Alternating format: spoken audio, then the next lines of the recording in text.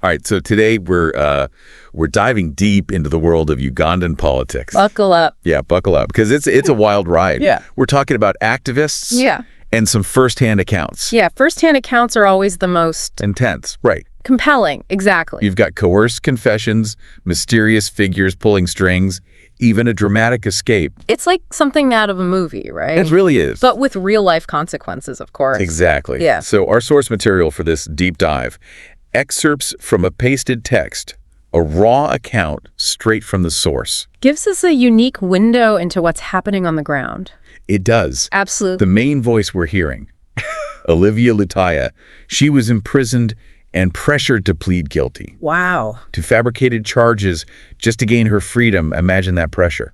It's a tactic we see, sadly, all too often in these situations. It is. Puts immense pressure on individuals to just basically toe the line. Right, and it creates this illusion of legitimacy for the regime. Exactly. Makes it seem like they're upholding the law, when in reality it's anything but. And then we've got this Balaam character who's like a middleman, a power broker. Balaam. He's a fascinating figure, isn't he? Right. He tells Olivia the charges are bogus, but still pushes for a guilty plea.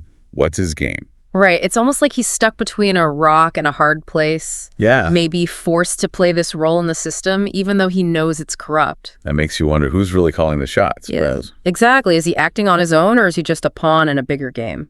And then there's the promise of jobs, houses, and money. If they comply, that's a big deal. Especially in a struggling economy like Uganda's. It is. I mean, that's a powerful incentive to stay silent. For sure. It's more than just coercion. It's like creating a system where obedience is the only viable path. Absolutely. You reward those who conform, punish those who speak out. Right. Classic authoritarian playbooks, sadly. And it gets even scarier, because even after Olivia's released, there's a drone and armed operatives waiting outside the prison. Talk about a chilling reminder that you're constantly being watched. Right. It really underscores that level of control and surveillance. And it makes you wonder about their plans for Olivia and the other activists. Yeah, especially with those rumors about Kyankwanzi. Right. This mysterious place, nobody really knows what happens there. No one knows, but speculation is running rampant. Right. Some say it's a re-education camp. Others say it's far worse. And either way, it's not a place you want to end up. Definitely not. A chilling thought, for sure. And this is where the story takes another crazy turn. Olivia manages to escape. On a Boda Boda, no less. A motorcycle taxi, for those who don't know. Right, picture this.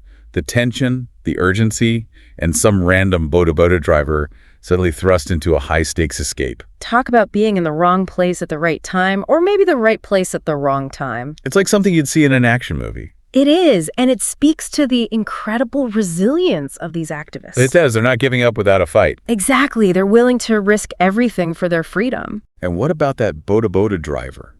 What a story he must have. Can you imagine? One minute you're picking up a fare, the next you're in a daring escape from a repressive regime.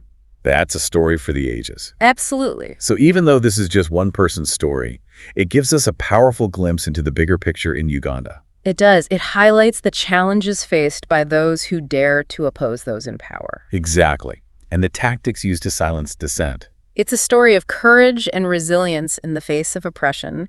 Really makes you think about the price of freedom. It does, and it reminds us that these struggles are happening all over the world. They are, often far away from the headlines. Exactly. And it's up to us to shed light on these issues and amplify the voices of those fighting for their rights. Because their fight is our fight, ultimately. Absolutely. What can we learn from Olivia's story? How can we use this knowledge to affect change? Those are the questions we need to ask ourselves. And then act on those answers however we can. Exactly. Even a small action can make a difference in the grand scheme of things. It can. Every voice counts in the fight for justice and freedom. Well said. Thank you. And to our listeners, keep asking questions, stay engaged, and never underestimate the power of your own voice. Because in the end, silence only benefits those who seek to oppress. Truth. Indeed. That's all the time we have for today's deep dive. Thanks for listening, and we'll catch you next time. Until then, stay informed, stay curious, and stay engaged. Peace out. Peace out about.